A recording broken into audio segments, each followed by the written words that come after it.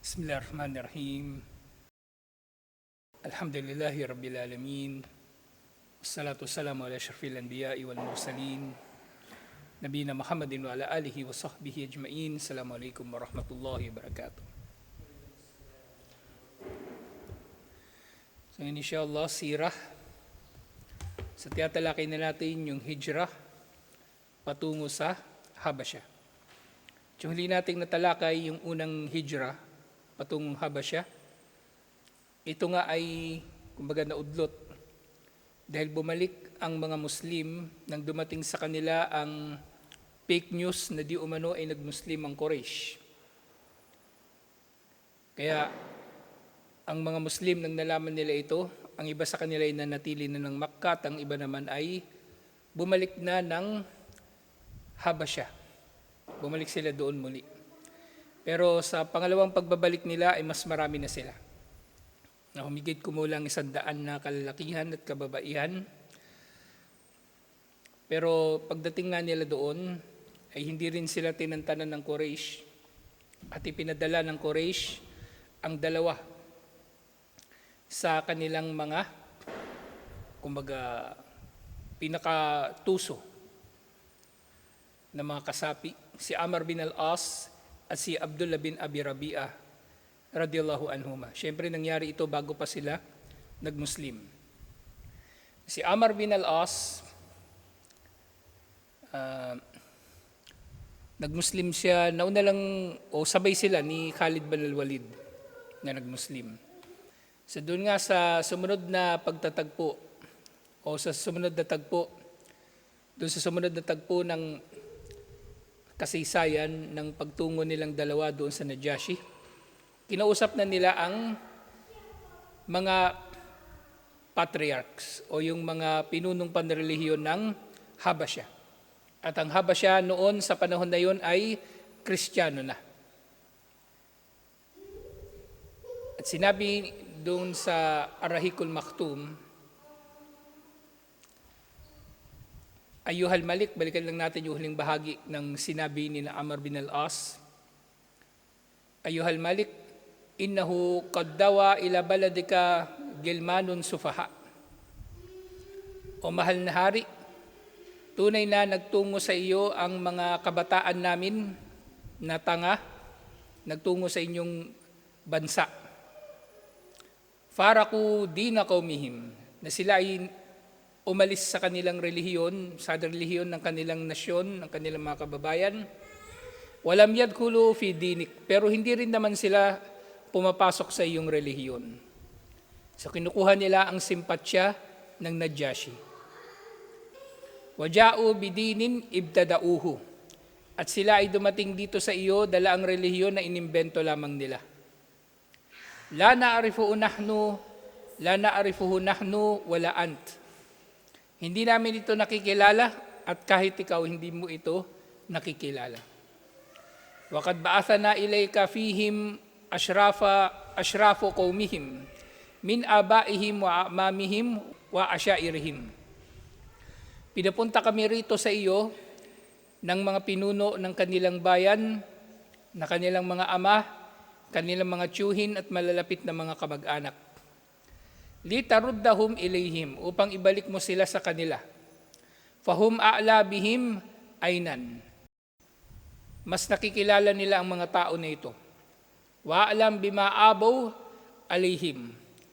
At mas alam nila ang kapintasan ng mga taong ito. Wa atabuhum fi, na kaya nga sila ay kinagagalitan doon sa Makkah at sila ay tumakas.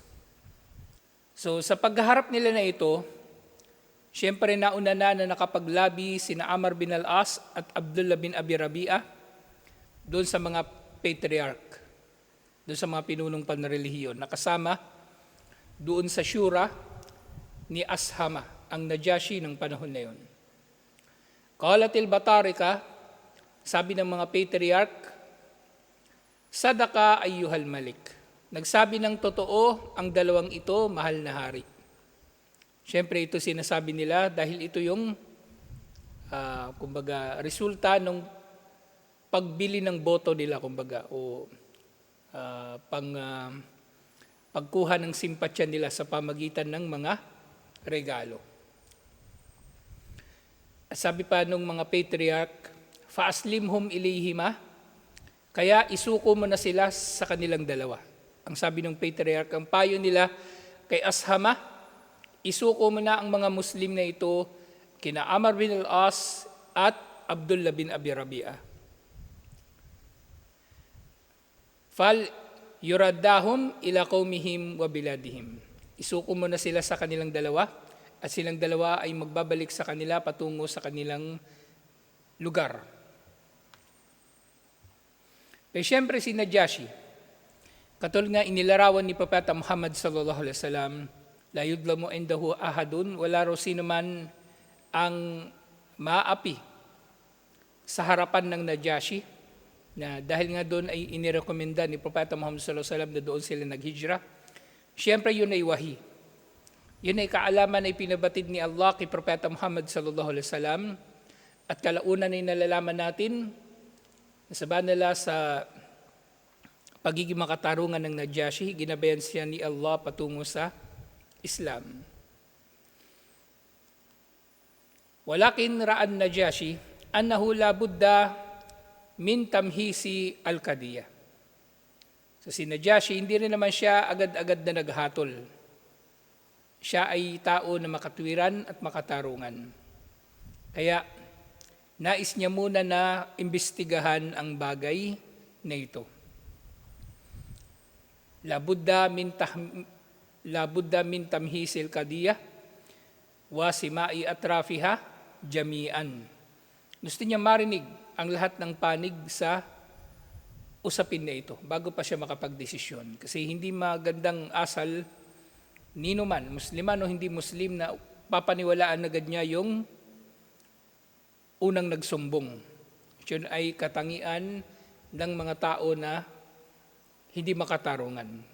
Merong magsusumbong, paniniwalaan nila agad at meron agad silang hatol. Faarsala ilal muslimin.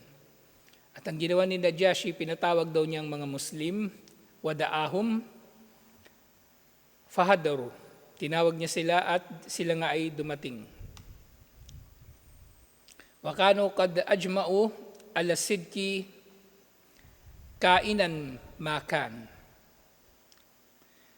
Si mga Muslim, bago pa ba sila pumunta doon, nagkaisa sila nang sasabihin nila ay ang katotohanan lamang. Ano man ang mangyari sa kanila. Hindi sila magsisinungaling.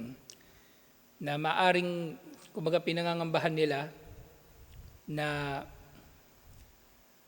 kumbaga na brainwash na nung Quraysh ang Najashi, o kaya ay kinatatakutan nila na hindi magugustuhan ng Najashi ang isasagot nila, lalo na kung ang itatanong sa kanila ay tungkol sa kanilang relihiyon, tungkol sa kaisahan ni Allah. Pero no pa man, nakahanda sila sa kahihinatnan ng kanilang paghaharap. Ang mahalaga ay may pahayag nilang katotohanan dito.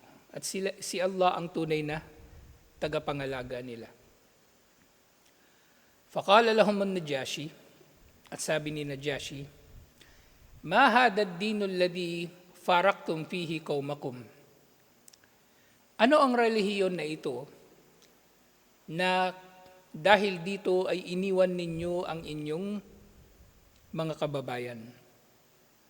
So dito sa pagtatanong na ito ni Najashi, na lumilitaw na tinanggap niya yung mga Muslim ng walang kondisyon. Hindi niya nga alam bakit sila pumupunta roon sa Habasha. Basta tinanggap lang niya sila para sa asylum o iba pang kumbaga terminolohiya na pwede nating magamit tungkol sa pagpunta ng mga Muslim sa Habasha. So nagtanong ang Najashi, kasi maaring ngayon lang din niya nalaman na relihiyon pa lang dahilan kung bakit nagpunta doon ng mga Muslim. So tinatanong niya, ano itong relihiyon na dahil dito ay iniwan ninyo ang inyong bayan? Walam tadkhulu bihi fi dini wala dini ahadin min hadihil milal. Ano itong relihiyon na ito na iniwan ninyo para rito ang inyong nasyon, na hindi naman kayo sumasali sa relihiyon ko at hindi rin kayo sumasali sa relihiyon ng alinman sa mga relihiyon na mayroon ngayon. Sa makatarungan ang tanong ni Najashi. Kasi ito yung sumbong ni Amr bin al-As radiyallahu anhu sa kanya na kumbaga meron silang relihiyon na kakaiba na dahil dito nagalit sa kanila ang kanilang mga kababayan sa Makkah. At nagsalita na ang pinuno ng pangalawang hijra, si Ja'far bin Abi Talib. Kasi yung unang hijra, ang namuno sa kanila, yung una ko nabanggit si Uthman bin Affan, pero hindi pala si Uthman bin Affan.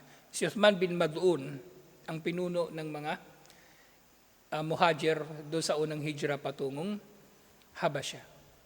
Si Uthman bin Mad'un. Pero si Uthman bin Mad'un, di na siya bumalik ng Habasha, na natili na siya sa Makkah kasama ni Propeta Muhammad sallallahu alaihi wasallam. At doon sa pangalawang hijra, si Ja'far bin Abi Talib na ang namuno sa kanila. At actually, itong pangalawang hijra,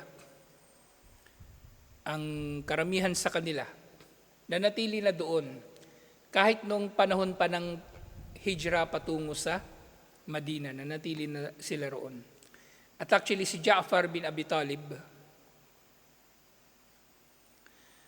nagpunta lang siya ng Madina pagkatapos ng Hudaybiyah. Pagkatapos ng Hudaybiyah, ibig sabihin, mga ika-6 o ika-7 taon na pagkatapos ng hijra, saka siya tumungo kay Propeta Muhammad sallallahu alaihi wasallam doon sa Madina. Ganun sila katagal na nanatili sa Habasha.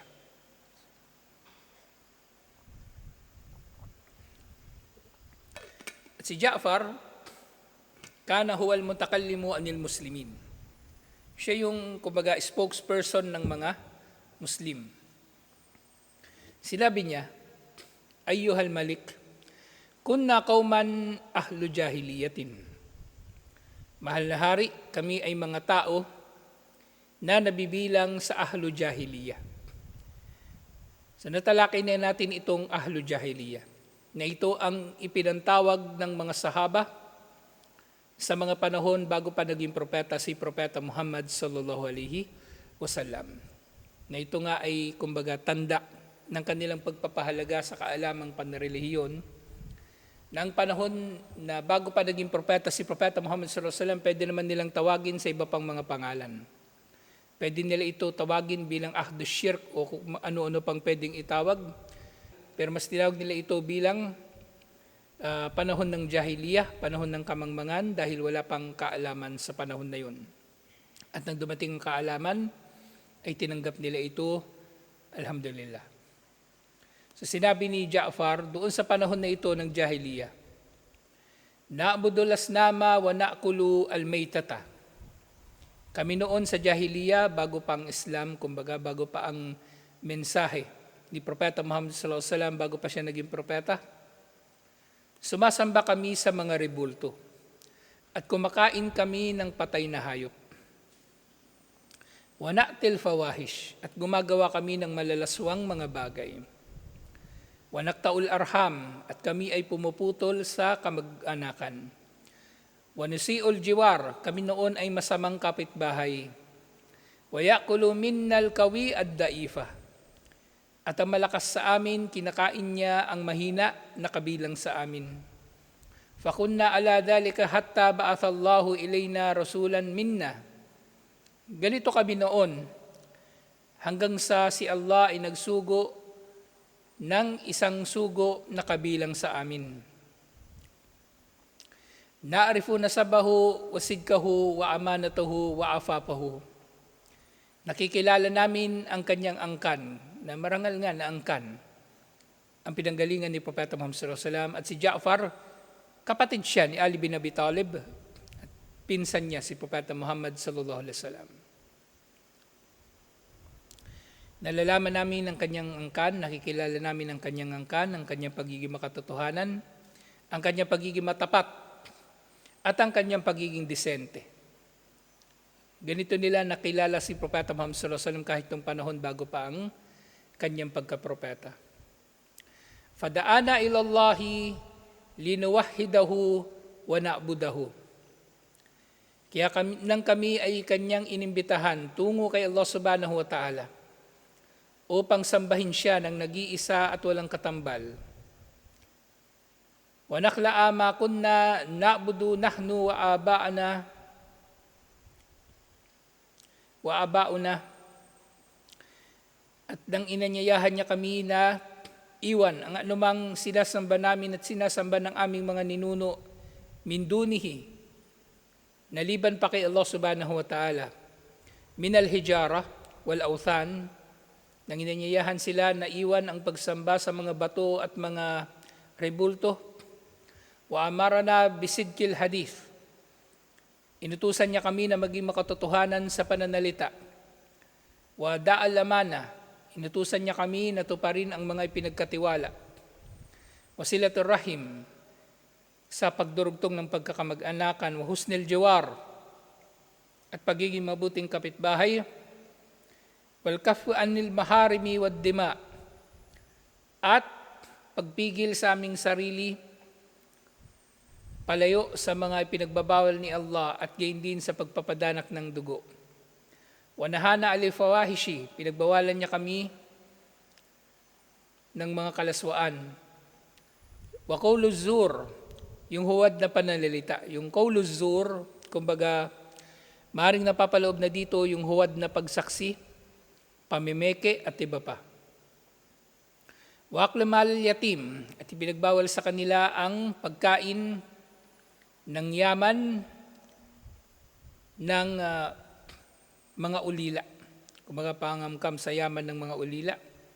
Wa kathwal muhsanat, pinagbawalan sila na pagbintangan ang mga dalisay at malilinis na mga kababaihan. Wa amarana an na'budallaha wahda, inutusan niya kami na sambahin si Allah ng nag-iisa at walang katambal, la nushriku bihi shay'a, na hindi kami magtatambal sa kanya ng anuman liban pa sa kanya na anumang bagay. Wa amarana bis salati was zakati was siyam, inutusan niya kami na magsala, magbayad ng zakah at mag-ayuno. Fa'adada alayhi umur al-Islam, na liban pa rito ay kumbaga ipinabatid sa kanila ang iba pang mga bagay na may kinalaman sa Islam, na dahil dito sila nga ay naniwala kay Propeta Muhammad sallallahu alaihi wasallam. Sila ay naniwala kay Propeta Muhammad sallallahu alaihi wasallam. Fasadaknahu, pinatotohanan nila ang sinabi na ito ni Propeta Muhammad sallallahu alaihi wasallam. Wa amanna bihi, at naniwala kami sa kanya. Wattaba'nahu ala ma ja'ana bihi min dinillah, at sinunod namin siya ayon sa kung ano ang dala niya na relihiyon ni Allah subhanahu wa ta'ala. Ibig sabihin, wala silang pinili sa mga dala niyang kapahayagan o katuruan, lahat ng ito ay tinanggap nila. Fa'abadna Allah wahda, kaya sinamba namin si Allah ng nag-iisa. Falam nushrik bihi shay'a, at mula noon ay hindi na kami nagtambal kay Allah ng kahit na ano. Wa haramna ma hurrima alayna wa ahlalna ma uhilla lana, pinagbawal namin ang pinagbawal sa amin at ginawa naming halal ang pinahintulutan sa amin. Fa'adda alayna qaumana, na dahil dito, fa'adda alayna qaumuna, dahil dito ang aming nasyon ay itinuring kami na kaaway. Na dahil dito, yung kanilang mga kababayan daw ay itinuring sila ng mga kaaway. Wa'ada alayna qaumuna fa'adabuna wa fatanuna an dinina, at sila ay nagparusa sa amin at nagpahirap sa amin sa aming relihiyon. Liyarudduna ila ibadatil awthani min ibadatillahi ta'ala, ginagawa nila lahat ng ito upang ibalik kami sa pagsamba sa mga rebulto at sa pagsamba sa iba paliban kay Allah. Wa an nastahilla ma kunna nastahillu min al-khaba'ith, at upang gawin naming pinahintulutan ang mga dating pinahintulutan namin na mga masasamang bagay. Falamma kaharuna wa dalamuna wa dayyaku alayna, na sila nga ay kumbaga nangibabaw at ng api at nanggigipit sa kanila. Wahalu baynana wa bayna dinina karajna ila biladik. Nang sila ay naghangad na ihiwalay kami mula sa aming relihiyon, umalis kami sa Makkah patungo sa iyong bansa. Kasi piniliwanag ni Ja'far ang kanilang kalagayan. Waktarnaka alaman sawak, at pinili namin na tumungo sa iyo kaysa sa iba pa. So sinabi ni Ja'far din dito na yung desisyon nila na tumungo ng Habasya ay hindi random. Hindi random. Merong dahilan kung bakit nagpunta sila roon. Waragabna fi jiwarik, ninais namin na manatili sa tabi mo o manatili sa lugar mo. Warajaw na alla nudlamu endaka ayyuhal malik. At tinahangad namin na hindi kami aapihin sa harapan mo, mahal na hari. Kumbaga si Ja'far bin Abi Talib, sinabi niya ang kabuuan ng mensahe ng Islam sa maikling mga pananalita.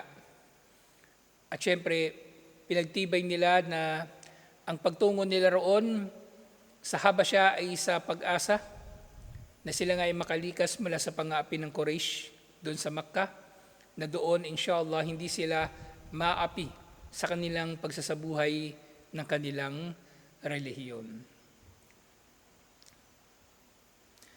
At sumagot ang Najashi. Faqala lahun Najashi, sabi ng Najashi kay Ja'far, hal ma'aka mimma ja'a bihi anillahi min shay'? Meron ka bang dala na anuman na ipinahayag ni Allah? Kumbaga, ang tinatanong na rito ni Najashi, yung tungkol sa kapahayagan. Kasi kaninang sinabi ni Ja'far, yung mga katuruan ng Islam. Ngayon gusto ni Najashi na makarinig ng, kumbaga, kapahayagan na ipinadala kay Propeta Muhammad sallallahu alaihi wasallam. Gusto niya makarinig ng pagbasa ng Quran.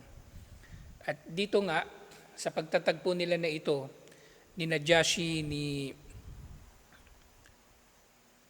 Amr bin al-As at ng mga Muslim, maaring first time nila talaga din na nagkatagpo-tagpo ng ganito.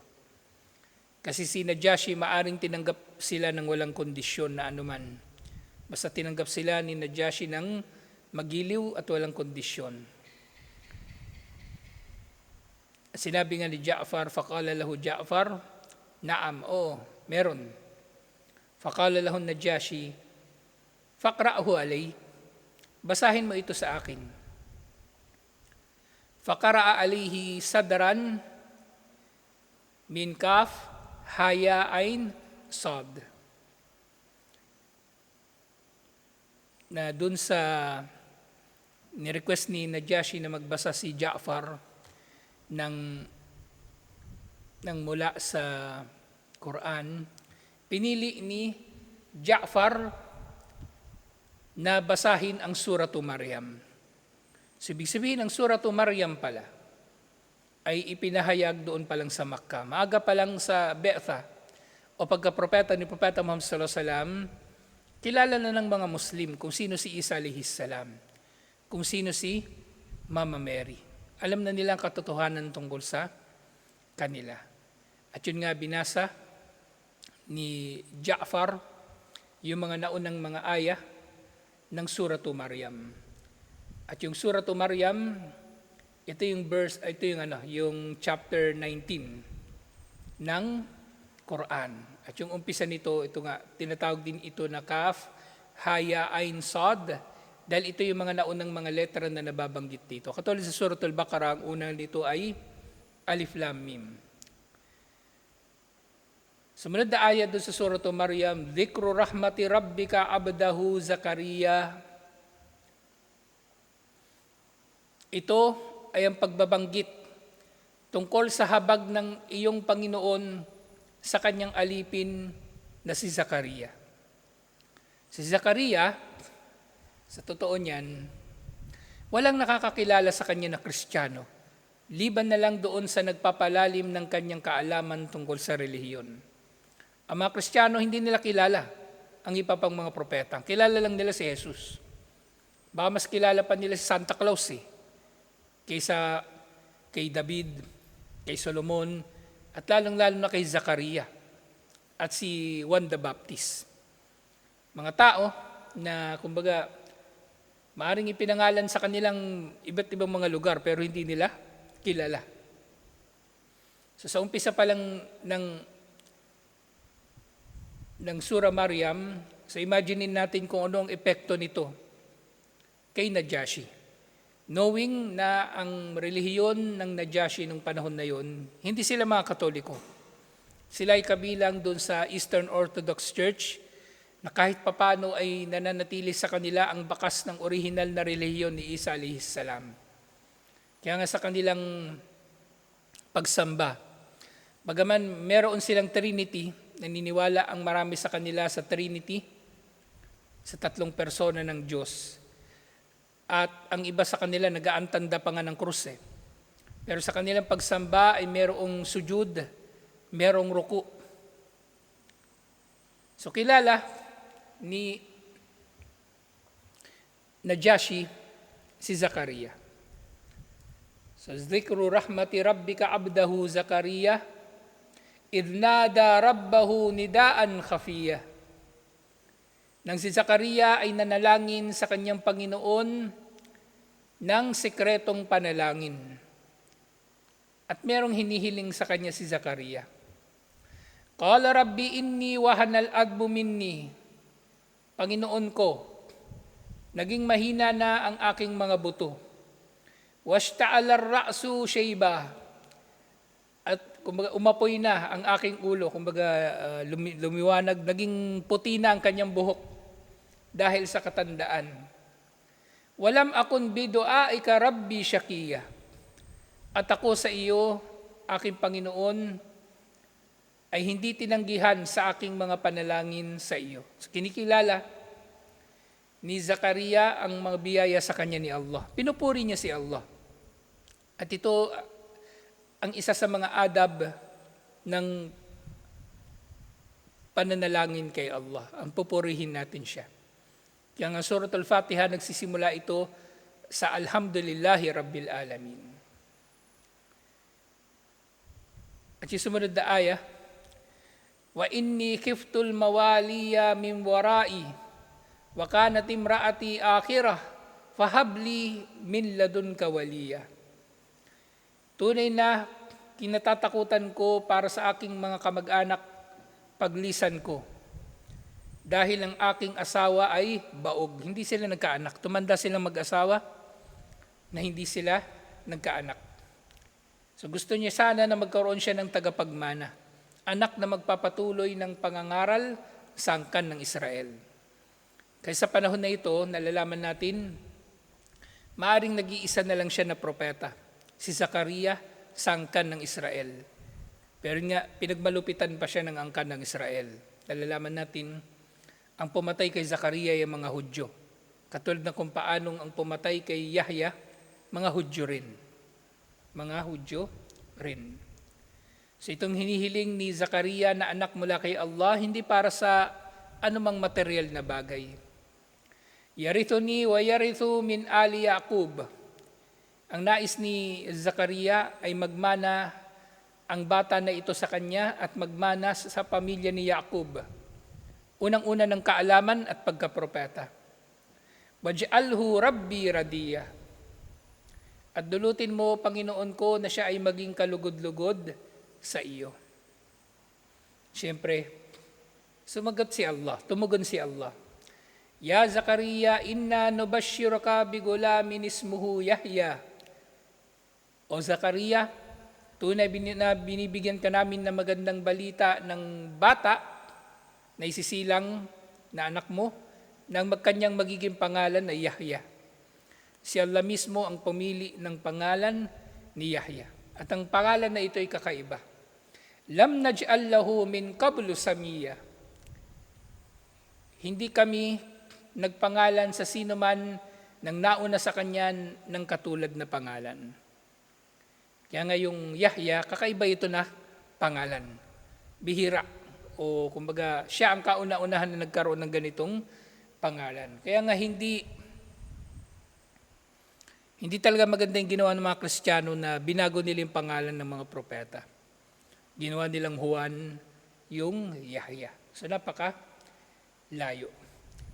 At yun nga, tinugon ni Allah ang panalangin ni Zakaria. Na dito nga sinabi ni Zakaria, tapusin lang natin itong aya na ito, yung serye ng mga aya na ito.